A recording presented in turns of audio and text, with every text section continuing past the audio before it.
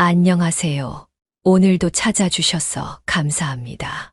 오늘은 서울특별시 광진구에 거주 중인 김원산 할아버지가 보내주신 사연입니다. 무슨 일이 있었는지 제보된 사연 바로 읽어드리겠습니다. 안녕하세요. 저는 두 딸을 둔 택시 운전사입니다. 솔직히 말하면 저는 한때 권선징악이라는 말을 믿지 않았습니다. 착한 사람은 복을 받고 악한 사람은 그 악행의 대가를 치른다는 말이요. 지금까지 60여 년의 삶을 살면서 큰 불행은 없었지만 인생이란 뜻대로 되지 않고 불공평하다는 걸 여러 번 깨달았기 때문입니다. 만약 권선징악이 정말로 사회에서 제대로 작동한다면 나쁜 짓을 저지르고도 떵떵거리며 살아가는 사람들은 없어야 하겠죠. 그들은 오히려 더 많은 부와 권력을 누리며 악행을 저지르기까지 하니까요. 그 반면 피해를 입고도 억울하게 살아가는 사람들이 늘 있는 걸 보면 세상이 참 불공평하다는 생각이 들었습니다. 물론 악인이 죗값을 치르는 순간들이 있긴 합니다. 하지만 끝까지 벌을 받지 않는 사람들도 많습니다. 그런 모습을 보면서 인생이 더더욱 불공평하다고 느껴졌죠. 세상이 그런데 요즘 들어 제 생각이 조금씩 바뀌었습니다.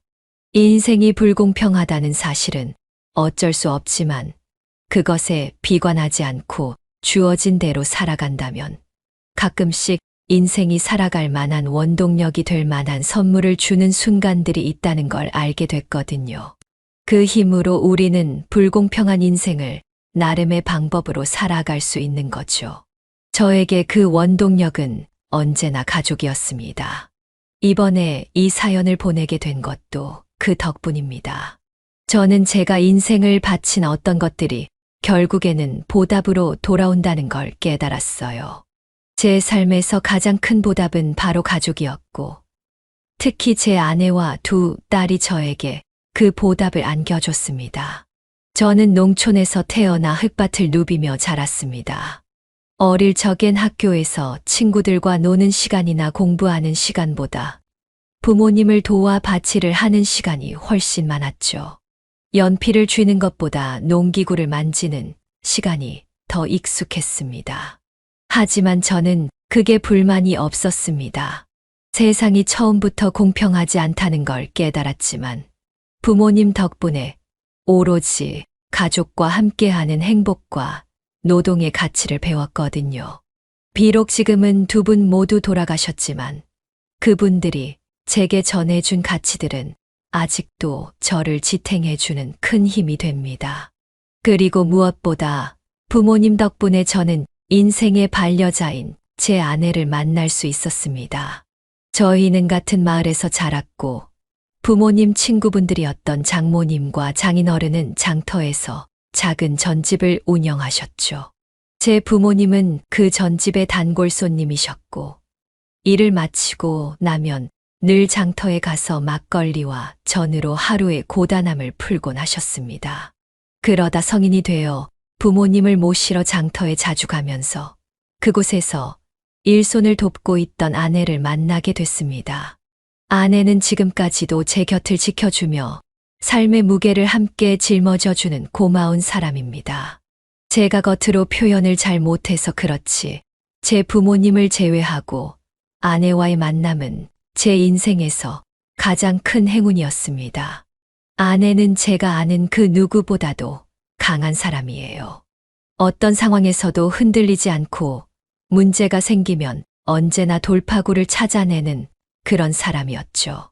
제가 20대 중반에 아내와 결혼했을 때 더 이상 부모님을 도우며 살 수 없을 것 같아 제 사업을 시작했는데 안타깝게도 크게 실패했습니다. 그때 아내는 단 한 번도 저를 원망하지 않았습니다. 오히려 저를 걱정하며 다시 일어설 수 있도록 용기를 줬습니다. 당시 그 사업은 부모님의 도움을 받아 무리하게 시작한 것이었어요. 장남이라고 부모님께서 가진 돈 없는 돈 모두 만들어서 제가 하고 싶은 일을 해보라고 투자해 주셨죠. 하지만 결국 그 돈을 다 날려버렸을 때 정말로 세상에서 사라지고 싶은 마음이 들었습니다. 그뿐만 아니라 저희 실패로 인해 부모님도 큰 돈을 잃으셨고 장모님과 장인어른도 저 때문에 딸이 고생하는 걸 보시면서도 저를 더 걱정해 주셨습니다. 저 때문에 다들 상처받으셨지만 정작 가장 힘들고 상심했을 사람은 저일 거라며 그들이 오히려 저를 위로하고 걱정하셨습니다. 제가 혹시 나쁜 생각을 하거나 다시 일어서지 못할까봐 말이죠. 그때는 사업이 실패하고 자존감이 바닥을 칠 때라 가족들의 위로가 도리어 두려울 정도였어요. 그런데 그런 상황에서도 아내는 단호하게 말했습니다. 여보, 당신이 사라질 자격은 없어. 오히려 지금이 가장 열심히 살아야 할 때야. 바닥을 찍었으면 다시 올라갈 생각을 해야지. 당신 혼자 하라는 게 아니라 나랑 같이 하자고. 결혼은 좋은 일만 같이 겪으려고 한 게 아니잖아. 그 후 아내의 제안으로 저희는 서울로 가기로 결정했습니다. 좁은 시골 동네에서는 부모님께 빚진 돈을 갚고 저희 부부가 생활비까지 벌 수 있는 자리를 찾기 어려웠거든요. 사람이 많은 만큼 일자리도 많은 서울로 이사를 하게 된 거죠. 작은 원룸 3방을 얻어 시작한 서울 생활은 정말 치열했어요. 저는 건설 현장 막노동을 기본으로 하고 대리운전도 부업으로 꾸준히 했습니다. 또 안전요원으로 일하거나 고깃집에서 불판 닦는 일을 했고 청소 용역업체에서도 일했습니다. 사실 그때 제가 두려웠던 건 몸이 힘들고 부서지는 것보다도 또다시 저를 믿는 가족을 실망시키는 일이었어요. 그래서 몸이 귀한 줄도 모르고 마구 굴리며 일했습니다.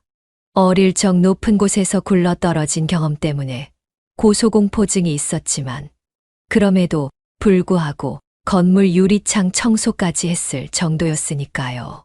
조금이라도 빨리 자리를 잡고 싶었던 저만큼이나 아내도 열심히 일했어요. 아내는 김치 공장에서 일하고 병원 청소도 했으며 콜센터 직원으로도 일했습니다. 맞벌이를 하다 보니 저희는 집에 있는 시간이 늘 엇갈렸습니다. 아내가 해 뜰 때 출근하면 저는 해 질 때 출근하는 시기였죠. 그래서 서로 마주보고 대화하는 시간보다 서로의 뒷모습을 더 많이 봤던 그런 시절도 있었습니다. 그때 생긴 저희 부부의 습관 중 하나가 바로 쪽지를 주고받는 것이었습니다. 서로 마주칠 시간이 없으니 작은 쪽지를 남겨 서로의 하루를 나누고 소소한 안부를 전했습니다. 예를 들어 냉장고에 뭐 사놨으니 데워 먹어. 오늘 추우니까 옷 세 겹 내 겹으로 껴입고 나가. 어젯밤에 눈이 와서 바닥이 얼었을 수도 있으니 조심해. 오늘도 힘내고 주말에 당신이 좋아하는 새우 사다가 구워 먹자. 같은 내용을 적어 서로를 위로했죠. 이 작은 쪽지들이 저희가 서로에게 활력을 주며 힘든 시기를 함께 버티게 한 소중한 연결고리였어요. 그렇게 열심히 살아간 끝에 서울에서 자리를 잡고 아내가 첫 임신을 했을 때는 정말 기뻤습니다. 비록 좁은 원룸에서 시작했지만 아내가 임신하면서 방이 3개 있는 전셋집으로 이사를 할 수 있었어요. 저는 이전에 일하면서 알게 된 형님의 소개로 식육처리 기능사 자격증을 따고 정육점을 창업하게 됐습니다. 그때가 제가 처음으로 제 가족을 안정적으로 책임질 수 있는 일을 시작한 순간이었죠. 사업 실패 후 부모님의 도움을 받아가며 아내와 함께 고생했던 그 시절이 있었기에 이제야 진짜로 자리를 잡고 가족을 책임질 수 있다는 사실이 얼마나 기뻤는지 모릅니다. 그 후 첫째 딸이 태어나고 2년 뒤에 둘째 딸이 태어나면서 제 인생은 자연스럽게 딸들을 중심으로 돌아가기 시작했습니다. 아내는 늘 저를 보고 팔불출이라며 웃곤 했습니다. 유치원도 들어가기 전부터 벌써 시집 보내는 나를 당신이 어떻게 할지 걱정이야. 라는 농담을 자주 했죠. 하지만 제 딸들을 사랑하지 않을 수 없었습니다. 딸들이 저희 모든 것이었고 그 아이들을 바라보는 것만으로도 삶의 에너지가 샘솟았습니다. 정육점을 운영하면서 하루 종일 일하다 보면 정육점을 닫는 시간이 밤 8시였습니다. 그때부터 가게 마감을 하고 정리를 마친 뒤 집에 도착하면 거의 10시가 넘곤 했죠.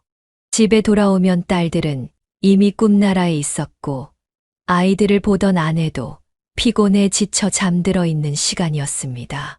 간단하게 저녁을 먹으며 혼자 출출한 배를 달래고 있으면 잠귀가 밝은 둘째 딸이 꼭 깨서 나와서는 눈도 제대로 뜨지 못한 채 제 옆에 와 앉았습니다.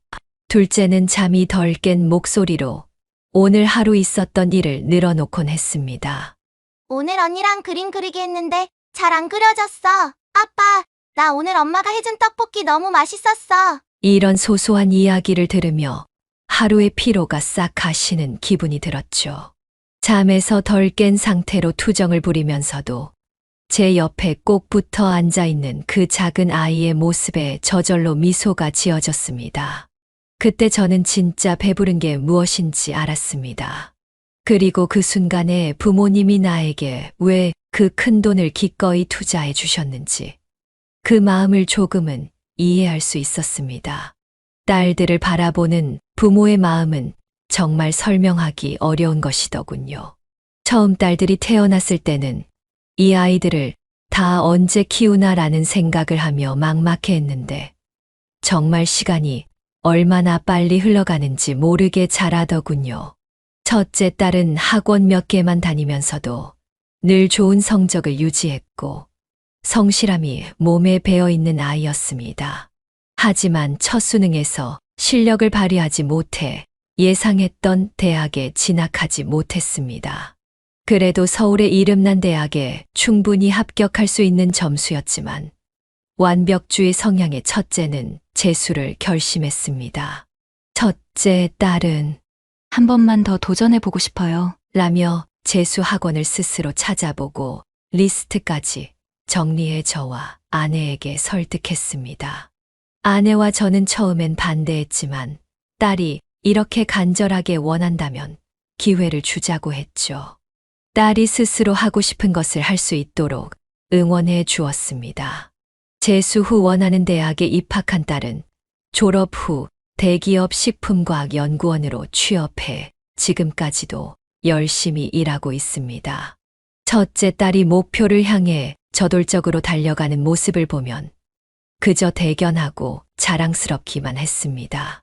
가끔은 제가 배울 점도 많다는 생각을 하게 됩니다. 둘째 딸은 성격이 첫째와 조금 달랐지만 목표가 뚜렷하다는 점에서는 언니와 꼭 닮아 있었습니다. 조금 더 능청스럽고 뺀질거리긴 했지만 자신이 하고 싶은 일은 끝까지 해내는 아이였죠. 둘째 딸과의 에피소드 중 하나는 중학교 시절에 갔던 가족 해외여행 때 일어났습니다. 그때가 저희 가족의 첫 해외여행이었는데 3년 동안 조금씩 돈을 모아서 동남아로 여행을 갔습니다. 아내는 그때까지 한 번도 해외에 나가 본 적이 없었기에 저희 부부는 이 기회에 아이들에게도 새로운 경험을 시켜주고 싶었습니다. 비행기 안에서 둘째 딸이 승무원들의 모습을 보며 나도 나중에 승무원이 되고 싶어. 라고 말했어요. 사실 그전에는 선생님이 되고 싶다고 말하던 아이였기에 그저 지나가는 말이라고 생각했습니다. 그런데 여행에서 돌아온 후에도 집에서 승무원인 척놀이를 하더군요. 둘째 딸이 어릴 때부터 장난처럼 하던 승무원 놀이가 그땐 그저 아이의 귀여운 장난으로만 보였죠. 제가 소파에 누워 잠을 청하려 하면 어디선가 담요를 들고 나타나 라고 말하며 담요를 덮어주고 제가 음료를 마시려 하면 맥주, 생수, 오렌지 주스 중 무엇을 드릴까요? 맥주는 건강에 안 좋으니 그냥 주스를 드세요. 라며 진짜 승무원처럼 행동했어요. 그때는 딸이 그저 귀엽게 노는 것처럼 보였지만 누가 알았겠습니까? 영문학과를 졸업하고 지금은 실제로 하늘에서 승객의 안전을 책임지는 승무원이 되어 있을 줄 말이죠. 정말 효도라는 게 별게 아니더군요. 자신이 좋아하는 일을 찾아 행복하게 살아가는 모습을 부모에게 보여주는 것. 그게 진정한 효도가 아닐까 싶습니다. 그래서 그런지 저희 두 딸을 보면 10아들이 부럽지 않았습니다. 아니, 세상의 어떤 아들들보다도 저에겐 더 자랑스러운 딸들이었죠. 제가 환갑을 앞두고 손가락을 다친 적이 있었습니다. 고기를 손질하는 일이 점점 힘들어져 정육점을 접게 되었고, 앞으로 무엇을 하고 살아야 할까 고민하던 시기였죠. 그러다 결국 제가 가장 잘하는 일, 바로 운전을 다시 하기로 결심했습니다. 정교한 작업은 힘들었지만 운전은 여전히 잘할 수 있었으니까요. 그래서 택시기사 자격증 시험을 준비하고 택시기사로서 제2의 인생을 다시 시작했습니다. 그때 딸들도 아내도 저를 진심으로 응원해 주었습니다. 특히 둘째 딸은 저에게 선물로 택시 내부를 꾸밀 수 있는 소품들을 사다 주기도 했습니다. 방향제, 쿠션, 방석 등 하나하나 정성스럽게 챙겨줬죠. 그 중에서도 가장 제 마음을 울린 선물이 있었는데, 바로 승객이 볼 수 있는 위치에 딸이 손수 적은 메시지가 담긴 팻말이었습니다. 팻말에는 소중한 저희 아버지께서 운전하는 안전한 택시입니다. 부디 안전하고 즐겁게 목적지까지 가시길 바랍니다. 라고 적혀 있었어요. 승객들이 그 팻말을 보고 따님 참 마음씨 곱네요 라는 말을 자주 했고, 그럴 때마다 저는 자부심 가득한 얼굴로 라고 말하곤 했죠. 그래서 딸들이 결혼한다고 했을 때의 감정은 정말 만감이 교차했습니다. 장렬하고 야무진 첫째 딸이 같은 직장에서 일하던 첫째 사위와 결혼한다고 했을 때는 서운함보다는 기특함이 더 컸고 별다른 걱정도 없었습니다. 첫째 딸은 첫째 사위와 3년 정도 연애를 하고 결혼했으니까요. 문제는 둘째 딸이었습니다.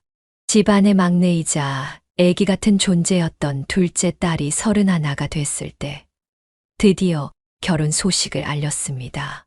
그 순간엔 착잡한 마음과 동시에 아, 너마저도 가는구나 하는 서운함이 들었지만 한편으로는 기특하고 후련한 마음도 있었습니다. 하지만 걱정도 함께 밀려오더군요. 과연 그 남자는 우리 딸에게 좋은 사람일까 하는 불안함이었습니다. 사실 그 소식을 듣기 전부터 둘째 딸에게 누군가 만나는 사람이 있다는 걸 어렴풋이 알고 있었습니다. 둘째 딸이 먼저 언니인 첫째 딸에게 얘기했고, 그 얘기가 아내에게 전해졌고, 마지막으로 제가 알게 된 거였으니까요.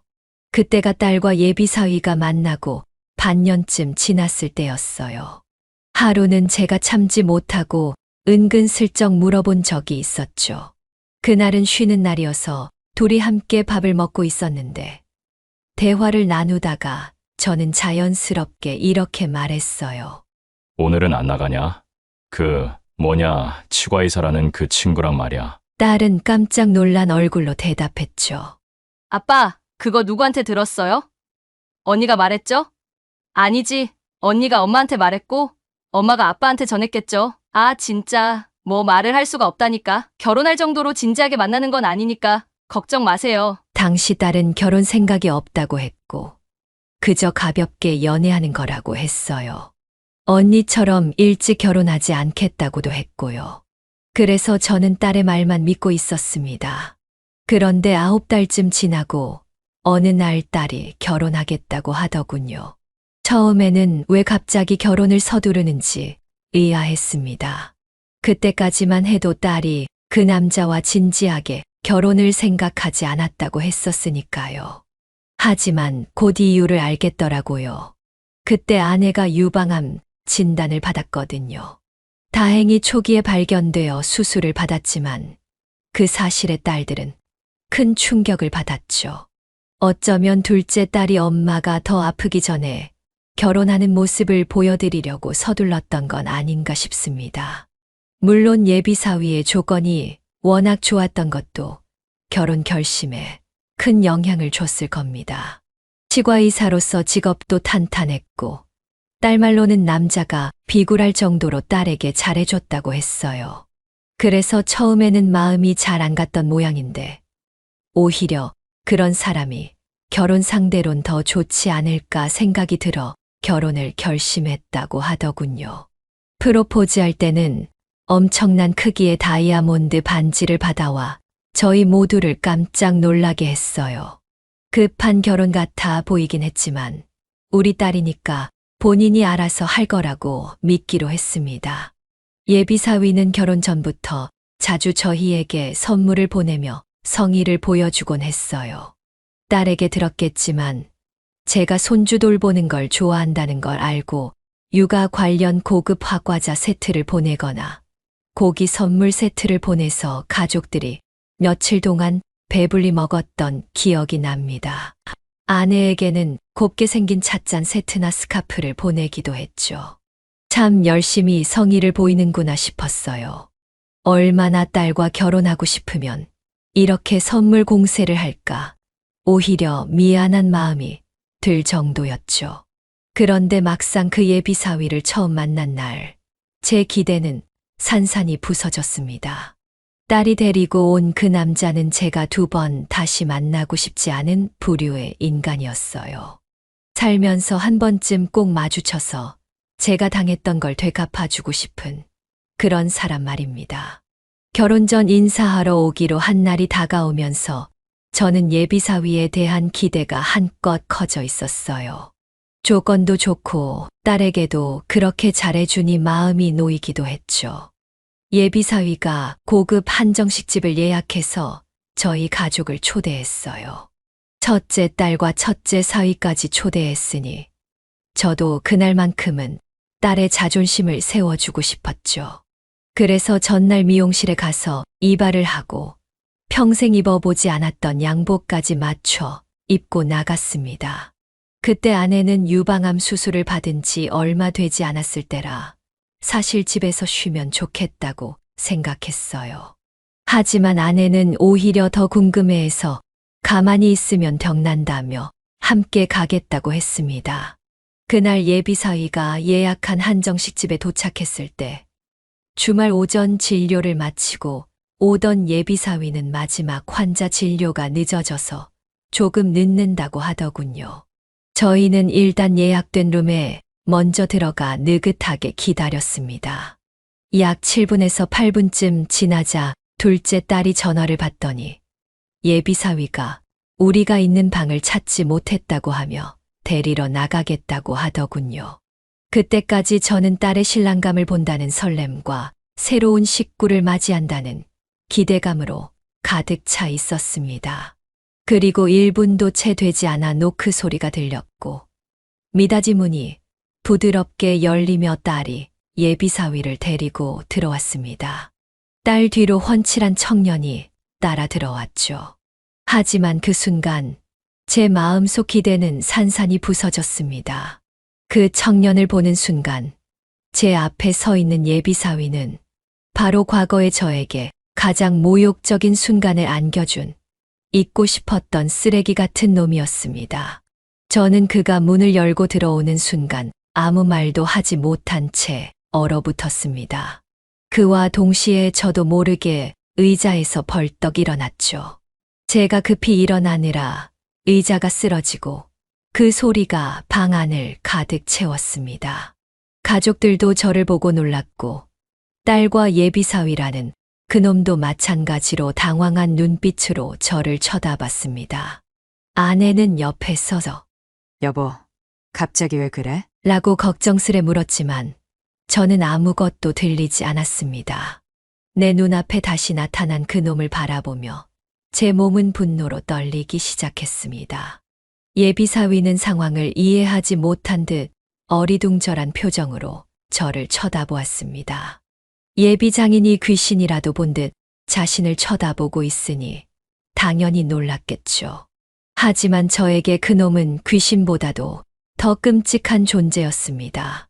그놈은 전에 비해 살이 조금 붙었지만 여전히 큰 키에 호리호리한 체형이었고 짧게 자른 머리를 깔끔하게 뒤로 넘긴 모습은 전혀 달라지지 않았더군요. 오히려 변하지 않은 그 모습 때문에 저는 그날의 악몽이 다시 떠오르며 몸이 부들부들 떨렸습니다. 설마 이놈은 날 기억 못하는 건가? 라고 생각하면서도 분노가 치밀어 올랐습니다. 예비사위는 제 이상 행동을 눈치채더니 심각한 표정으로 저를 빤히 바라보더니 이내 라는 소리를 내뱉으며 입을 가렸습니다. 저는 그를 향해 삿대질을 하며 고함을 질렀습니다. 네가 여기 왜 나타나? 네가 감히 뭔데 내 딸을 쫄래쫄래 따라와서 내 앞에 나타난 거야? 가족들은 저의 갑작스러운 행동에 깜짝 놀랐습니다. 둘째 딸은 당황한 목소리로 아빠, 왜 이래요? 아빠, 혹시 준수 씨 알아요? 라고 물었고 아내도 옆에서 여보, 진정해. 무슨 일인지 말해봐요. 라며 말렸지만 저는 그놈의 얼굴을 보는 것만으로도 분노가 치밀어 올라 상황을 제대로 설명할 수도 없었습니다. 저는 그 자리에서 예비사위, 아니 그 남자의 얼굴을 마주한 순간 과거의 악몽이 되살아났고 그와 마주하는 것만으로도 정신이 혼란스러워졌습니다. 일단 당황스러워하는 가족들을 마주 보고 말했습니다. 여기 더 있을 필요 없어. 다들 일어나자. 어서. 제 말에 가족들은 놀란 표정으로 저를 바라봤지만 일단 따라 나서기 시작했어요. 그때 둘째 딸이 저를 붙잡고 물었습니다. 아빠, 대체 무슨 일이에요?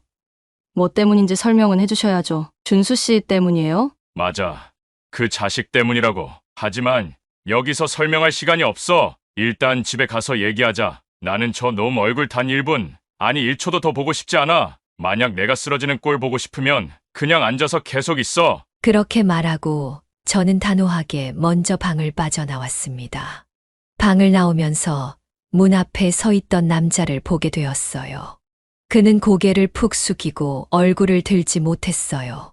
저와 눈을 마주치는 걸 두려워하는 듯 했죠. 저는 그를 무섭게 노려보다가 어깨를 툭 쳤어요. 그 순간 그 남자는 몸을 움찔하며 놀라는 기색을 보였어요. 그리곤 숨을 참고 뒤를 돌아 그 자리를 나와버렸죠. 제 상태가 너무 심상치 않았기 때문인지 가족들도 부랴부랴 저를 따라 나왔습니다. 특히 둘째 딸은 저를 뒤쫓아 주차장까지 따라왔어요. 그녀는 아직 무슨 일인지 이해하지 못한 듯 다시 물었습니다. 아빠, 정말 무슨 일이에요? 이제라도 좀 말해주세요. 하지만 저는 도저히 그 자리에서 설명할 기운이 없었어요. 가연아, 집에 가서 얘기하자. 지금은 내가 너무 놀라서 설명을 제대로 못하겠어. 가서 천천히 얘기할 테니까. 딸은 제 말을 듣고 고개를 끄덕이며 알겠어요. 아빠, 그럼 제가 가서 준수 씨한테 오늘 인사하는 자리는 취소하자고 말하고 올게요. 그러더니 재빠르게 뛰어갔습니다. 저는 차 안에서 둘째 딸이 돌아오기를 기다렸어요. 그 시간이 얼마나 길게 느껴지던지요. 시간이 멈춘 것처럼 느껴졌습니다. 한 5분쯤 지났을까 딸이 주차장으로 돌아왔고 그 뒤에는 여전히 벌거벗은 얼굴로 당황한 표정의 남자가 멀리서 우리 쪽을 바라보고 있었습니다. 그의 얼굴에 남아있던 그 혼란스러운 표정이 아직도 잊혀지질 않아요. 아무 말 없이 차에 올라타는 딸을 보며 저 역시 입을 다물었고 집으로 가는 길 내내 차 안은 무거운 침묵에 휩싸였어요. 누구 하나 입을 열지 않았고 저는 입을 꽉 다물고 방금 일어난 일이 꿈인지 현실인지 되새기며 멍하니 차창 밖만 바라봤습니다. 집에 도착하자 가족들은 심각한 표정으로 저를 지켜보고 있었습니다. 그들의 시선을 느끼면서도 저는 아무 말도 없이 넥타이를 풀고 안방으로 들어갔어요. 거기서 제가 찾은 건 오래된 노트북이었죠. 원래 첫째 딸이 쓰던 건데 딸이 새 노트북을 사면서 저에게 넘겨준 것이었습니다. 그 노트북을 들고 거실로 나왔고 거실 바닥에 털썩 주저앉아 의문 가득한 얼굴로 저를 바라보는 가족들 앞에서 무겁게 입을 열었습니다. 지금 이 이야기를 듣고 있는 여러분도 아마 답답할 거예요. 상황이 제대로 설명이 안 되었으니까요. 한 2년쯤 됐으려나요? 2년 전쯤 가을이었습니다. 저는 그때 기억을 회상하며 아내에게 물었습니다. 당신 기억나? 내가 야간 운전할 때 술 취한 승객 하나 태웠던 거. 그 놈이 차 안에서 온갖 말도 안 되는 시비를 걸고 침까지 뱉으면서 난리를 쳤던 그 사건 말이야. 아내는 당연히 기억난다는 듯 고개를 끄덕였어요. 기억나지. 그놈이 차 안에서 당신한테 그렇게 개만도 못하게 굴었잖아. 아직도 그때 생각하면 화가 나는데 갑자기 왜 그 얘기를 꺼내? 저는 잠시 말을 멈추고 가족들을 둘러보며 숨을 깊게 들이마셨습니다. 아시는 분들은 알겠지만 야간 운전은 할증 요금이 붙어서 돈을 더 벌 수 있습니다. 그래서 위험을 감수하고 야간에 운전하는 기사들이 많죠. 하지만 그만큼 술 취한 승객들도 많습니다. 한 70에서 80%는 취객이죠. 그래서 야간 운전을 포기하는 기사들도 많습니다. 저 역시 여러 번 술 취한 손님을 상대해 봤지만 그날 마주친 그놈은 정말 최악이었습니다. 제가 기사 생활을 하면서 만난 사람 중에 가장 쓰레기 같은 놈이었어요. 저는 그때의 기억을 다시 떠올렸습니다. 그날 새벽 1시쯤 노년역 근처에서 그 놈을 태웠습니다. 나이는 30 초반쯤으로 보였어요. 술에 취했지만 말은 다 알아듣고 걸음도 제대로 걷길래 처음에는 별 문제가 없을 거라고 생각했죠. 그냥 술 먹고 좀 취했나 보다 했습니다. 출발하고 나서 한 3분 정도는 조용히 뒤로 기대서 가만히 있더라고요. 그래서 잠들었나 보다 싶어 그냥 운전만 하고 있었죠. 그런데 갑자기 뒤에서 아이씨라는 신경질적인 소리와 함께 백미러로 보니 그 승객이 고개를 바로 세우더군요. 그러고는 운전을 왜 이렇게 못해? 아저씨, 나 술 마셨어. 운전 이따위로 하면 나 속 뒤집어져서 여기다 토한다. 라고 하는 겁니다. 새벽에 아들뻘 되는 녀석이 이런 말로 시비를 걸 때, 그럼 너는 아버지뻘 되는 사람한테 맞고 싶냐라고 맞받아쳤으면 속이 시원했겠지만 저는 절대 그런 대응을 하지 않습니다. 운전 중에 승객과 시비가 붙으면 큰 사고로 이어질 수 있거든요. 이미 상대방은 술에 취해 아무것도 인지 못할 상태인데 뒤에서 제 눈이라도 가리면 사고가 날 수 있고 차를 세우고 내리라고 했다가 폭행 시비라도 생기면 저만 손해니까요. 그래서 일단 차분하게 알겠습니다. 조금 더 천천히 가겠습니다. 라고 대답했죠. 그런데 이놈이 제 대답을 듣더니 더 기고만장해졌습니다. 아저씨, 하루 종일 좁아 터진 차에서 뺑뺑이 돌면서 얼마나 벌어? 10만 원은 벌고 집에 여우 같은 마누라랑 토끼 같은 자식들 있을 텐데 돈 더 벌어야 하지 않겠어? 가면서 나랑 말이라도 합시다. 어쩌면 내가 하루 매출의 3배를 줄지 누가 알아? 나 의사거든. 의사. 그 천박하기 짝이 없는 말을 시작으로 정말 쉼 없이 떠들더군요. 내가 의사라서 여자들이 줄을 서. 오늘도 여자 몇 명이랑 놀다가 도망쳐 나온 거야. 지금쯤 그 기집애들이 날 기다리고 있을걸? 이런 말을 들으면서 저놈 어머니는 자기 아들이 여자를 어떻게 대하는지 알고 있을까? 라는 생각이 들더군요.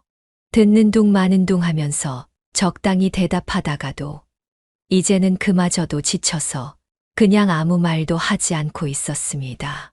그런데 갑자기 제 팔뚝을 툭툭 치는 겁니다. 오른쪽을 보니 이놈이 휴대폰을 들고 기분 나쁘게 제 팔뚝을 건드리며 아저씨, 대답이 왜 이렇게 성의가 없어? 돈 벌기 싫어? 라고 하더라고요. 나중에는 제가 앉은 운전석 등받이 쪽을 치면서 대답 똑바로 하라고, 똑바로. 라고 소리를 질렀습니다. 그때는 정말 심각하고 위험한 상황이었어요. 안전도 위협받고 있었고 더는 참을 수 없어서 최대한 차분하게 말했습니다. 손님, 운전하는 사람한테 이렇게 하면 같이 죽자는 거나 마찬가지입니다. 아직 젊으신데 총각인 채로 일찍 죽으면 억울하지 않겠어요? 불만이 있으시면 목적지에 도착해서 얘기하시죠. 그때는 들어드릴 테니까. 제 말을 들은 승객은 잠시 가만히 있다가 갑자기 바람 빠지는 소리처럼 웃더군요. 와, 이 아저씨 말 잘하네. 그렇게 말 잘하면서 왜 지금까지 입 다물고 있었대? 아, 이거 뭐야? 우리 소중한 아버지께서 운전하는 택시. 아저씨 딸 있어. 예뻐. 아저씨 딸 성격은 아빠처럼 세면 안 될 텐데. 귀여운 짓 하는 거 보니까 그렇진 않겠네. 아저씨, 딸 나한테 소개해 줄래? 나 돈 잘 벌거든. 사위로 맞아들이면 팔자 한번 펴보지 않겠어? 그 말을 듣는 순간 아무리 참아도 내 가족, 내 자식을 건드리는 건 도저히 참을 수 없었습니다.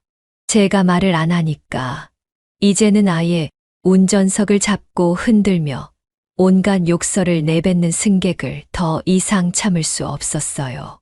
이놈이 진짜 제정신이 아니구나 싶었지만 대놓고 맞서 싸우는 건 위험하니까 조용히 입을 닫고 있던 저도 결국 한마디 했습니다.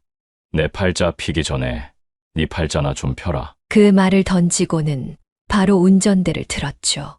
향한 곳은 다름 아닌 가장 가까운 파출소였습니다. 그놈은 자기가 어디로 가는지도 모른 채 끝까지 술에 취해 운전석을 붙잡고 욕을 퍼부었어요. 저는 어떻게든 사고 없이 파출소까지 차를 몰았고 파출소 앞에 도착하자마자 창문을 내리고 경찰을 불렀습니다. 경찰관들이 나왔고 저는 한숨을 내쉬며 차에서 내려 상황을 설명했죠. 술에 취한 승객이 폭언과 폭행을 하고 있습니다. 그리고 운전까지 방해해서 지금 굉장히 위험한 상황이었어요. 다행히도 제 택시에는 내부 블랙박스가 설치되어 있어서 음성까지 녹음되고 있었습니다. 그날 일어난 모든 상황이 그대로 기록되어 있었죠. 저는 블랙박스 메모리 카드를 꺼내서 경찰에게 건넸어요. 경찰관들은 제 말을 듣고 먼저 승객을 차에서 끌어내리기 시작했습니다. 그놈은 술에 잔뜩 취해 비틀거리며 나왔고 주위를 둘러보더니 정신을 못 차리더군요. 뭐야? 우리 집이 아니잖아! 라며 또다시 난동을 부리기 시작했어요. 결국 그날 밤 그 술 취한 승객은 유치장에 들어가 잠을 청했고 저는 경찰서에서 조사를 받았습니다. 너무나도 지치고 화가 난 상태였지만 처벌을 꼭 원한다는 의사를 명확히 밝혔습니다. 새벽 내내 경찰서에서 조사받고 나니 하늘이 조금씩 밝아오고 있었죠. 모든 일이 끝나고 나서야 파출소를 나와 제 택시로 돌아갔습니다. 그 한적한 새벽 길거리에 앉아 있으니 서러움이 밀려왔어요. 제 자식뻘 되는 승객에게서 온갖 모욕을 당하고 심지어 내 딸까지 끌어들여 욕먹게 한 그 상황이 떠오르면서 정말 참담한 기분이 들었습니다. 당장 운전대를 잡을 수가 없었어요. 그냥 차 안에 앉아 한참 동안 아무 말도 못하고 그 자리에 가만히 있었습니다.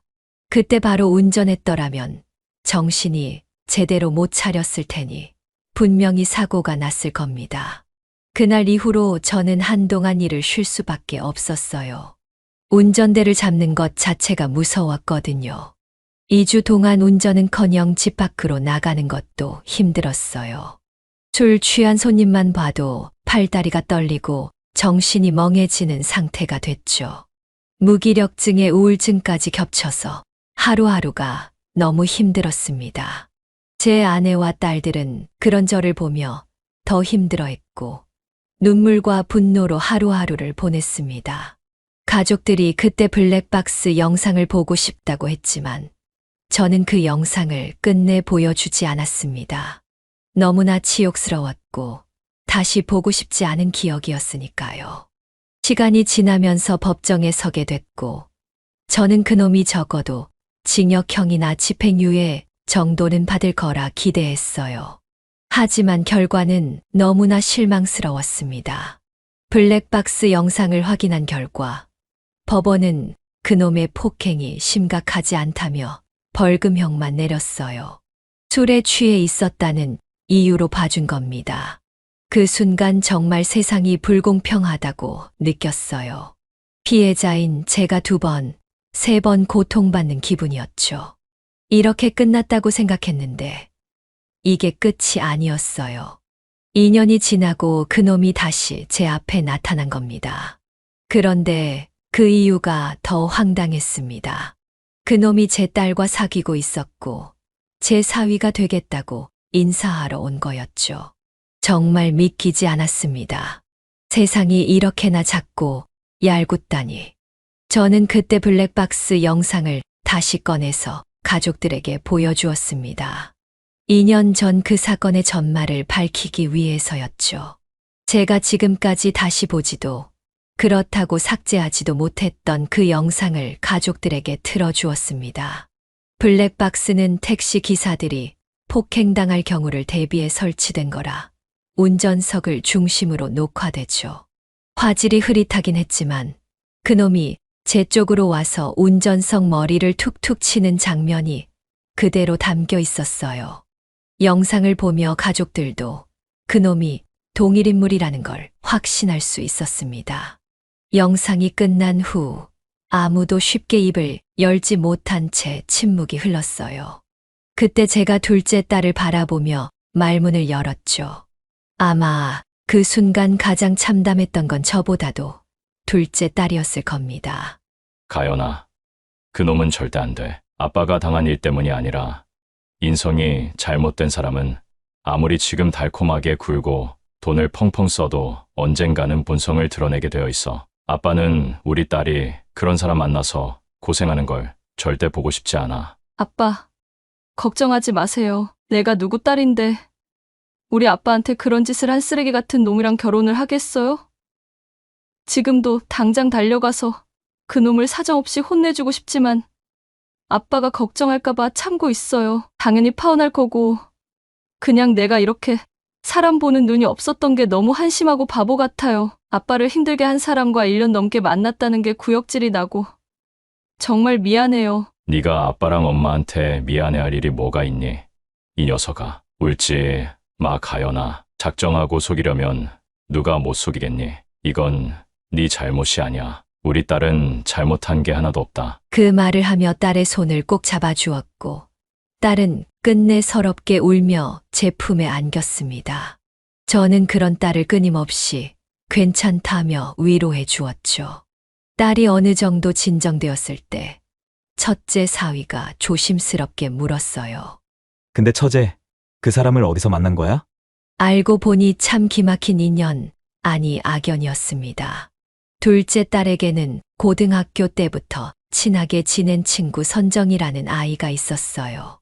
저도 그 친구 얼굴을 자주 봤고 어릴 때는 우리 집에 놀러 오기도 했죠. 그런데 둘째 딸의 그 친구가 일하는 치과의 그놈, 그러니까 예비사위라는 사람이 근무하고 있었던 겁니다. 선정이가 병원 행사 기념으로 스케일링 무료 쿠폰을 둘째 딸에게 줬고 딸이 그 병원에 가게 된 거죠. 그런데 거기서 그놈이 딸을 보고 첫눈에 반했다고 합니다. 그 후 며칠을 선정이에게 부탁해서 그때 왔던 친구 좀 소개시켜 달라고 쫓아다녔대요. 처음에는 딸이 부담스럽고 만날 생각도 없어서 거절했는데 그놈이 계속 선정이에게 선물을 보내고 매일 귀찮게 굴었대요. 그래서 결국 한 번 만나줬고 그게 연애로 이어져 여기까지 오게 된 거죠.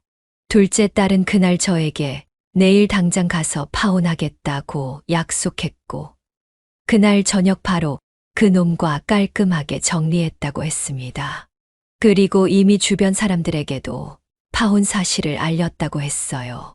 조금이라도 더 그 남자와 엮이고 싶지 않다며 아주 신속하게 행동하더군요. 하지만 정리된 건 딸뿐만이 아니었나 봅니다. 며칠 후 그 남자가 우리 집 앞에 찾아왔습니다. 뭔가 바리바리 싸들고 왔는데 분명히 뇌물이었을 거예요.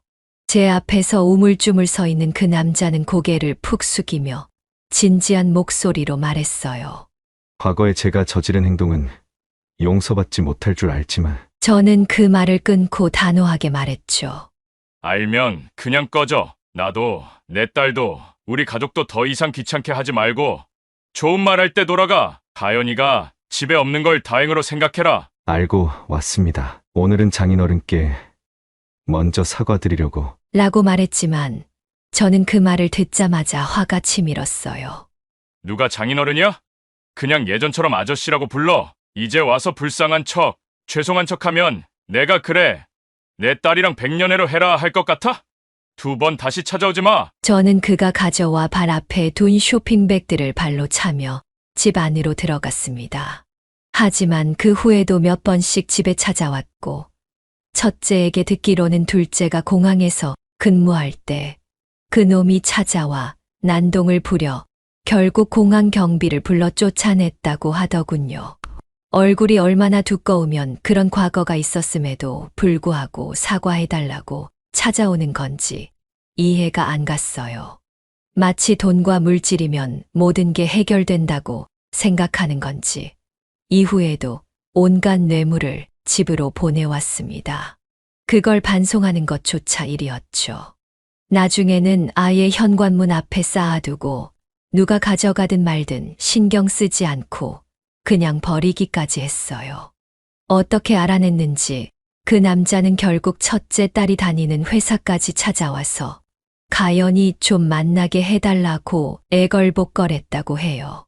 결국 둘째 딸은 그를 피하려고 접근 금지 신청까지 해야 했습니다. 그런데 그놈은 법적으로 접근할 수 없게 되자 태도를 바꿔서 더 비열한 짓을 저질렀어요. 어느 날 둘째 딸이 방에서 화가 잔뜩 나서 전화 통화를 하고는 밖으로 나와서 말하더군요. 와, 진짜 미치겠네. 이 찌질한 놈이 병원에다가 내가 바람나서 파혼했다고 소문을 퍼뜨리고 다녔대요. 상황을 들어보니 그 남자는 둘째 딸과 사귈 때 종종 병원 회식 자리에 그녀를 불렀다고 해요. 병원에 친한 친구들도 있고 애인도 있으니 같이 와서 놀자고 했죠. 그래서 몇 번 같이 가서 병원 사람들과 안면도 트고 지냈는데 방금 선정이한테서 연락이 왔다는 겁니다.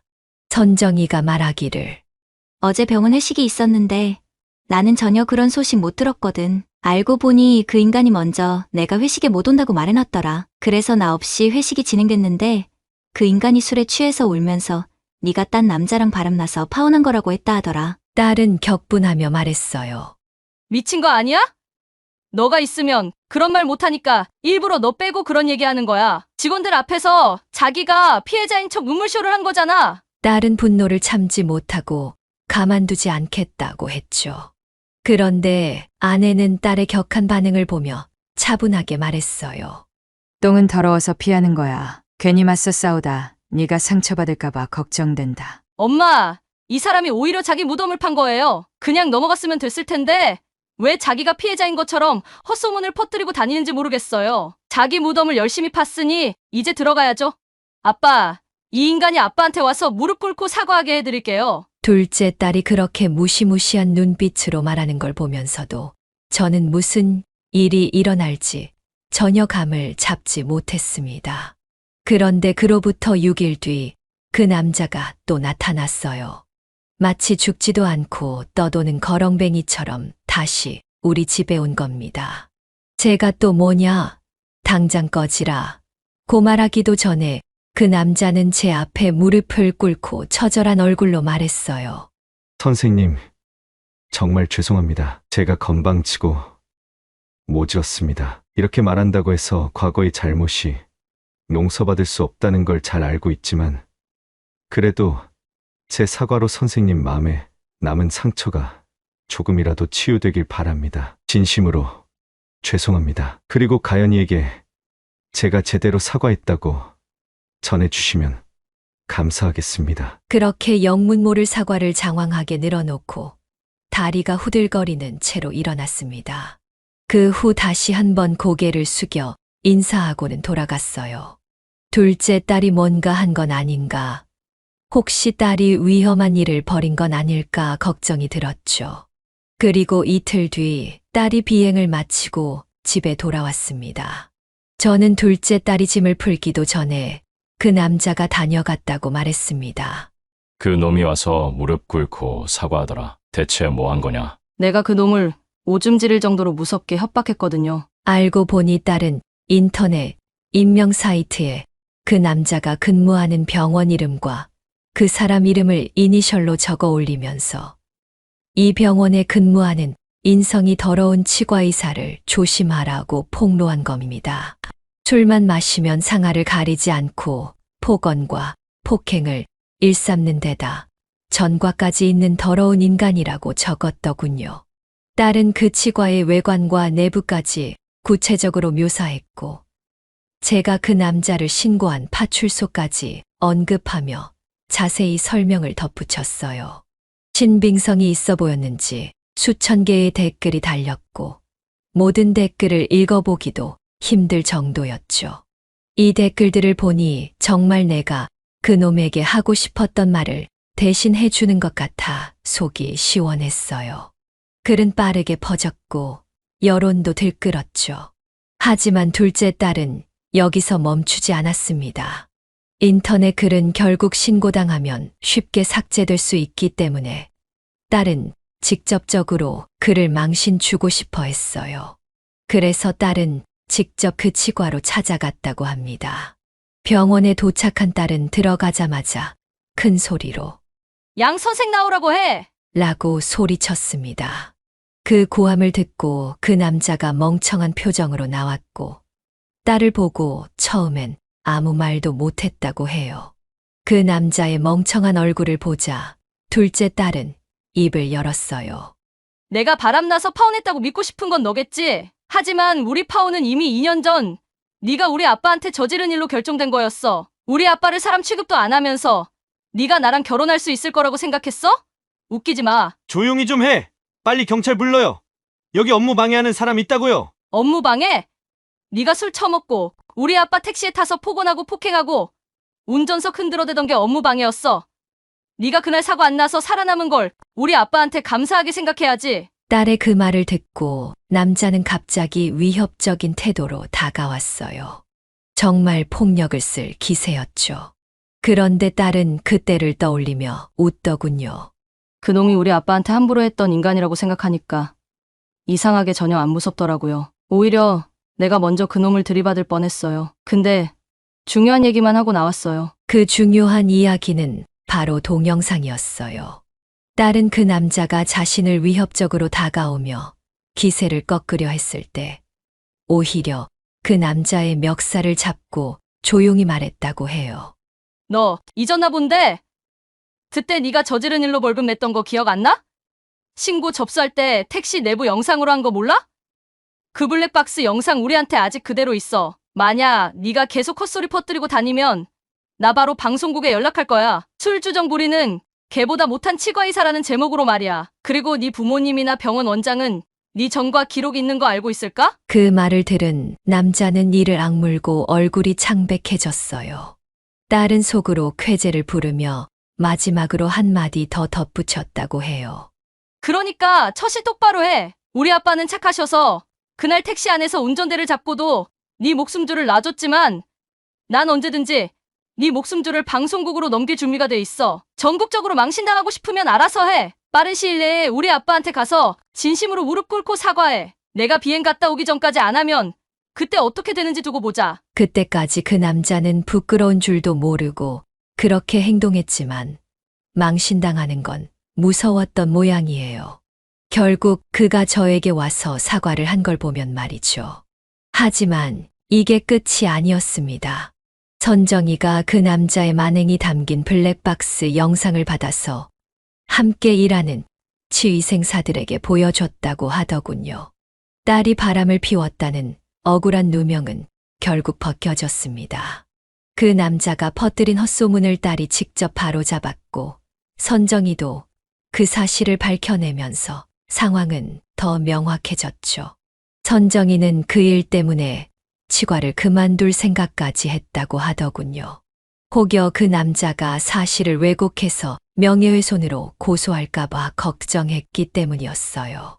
선정이는 딸과 친구였던 만큼 죄책감도 많이 느꼈겠죠. 하지만 선정이보다 오히려 그 남자가 먼저 치과를 그만두었다는 소식을 들었습니다. 나중에 선정이가 저희 집에 찾아와 저와 아내에게 진심으로 사과를 했어요. 가연이에게 그런 남자를 소개해줘서 정말 죄송합니다. 라고요. 선정이의 이야기를 들어보니 병원 직원들이 그 영상을 본 뒤로 그 남자를 멀리하기 시작했고, 가연이가 원장님께 그 남자의 과거를 말할까봐 두려워서 스스로 그만둔 것 같다고 하더군요. 참 어처구니 없는 일이죠. 선정이는 다시 한번 저희 가족에게 사과를 했습니다. 하지만 그 일이 어떻게 선정이의 잘못일 수 있겠습니까?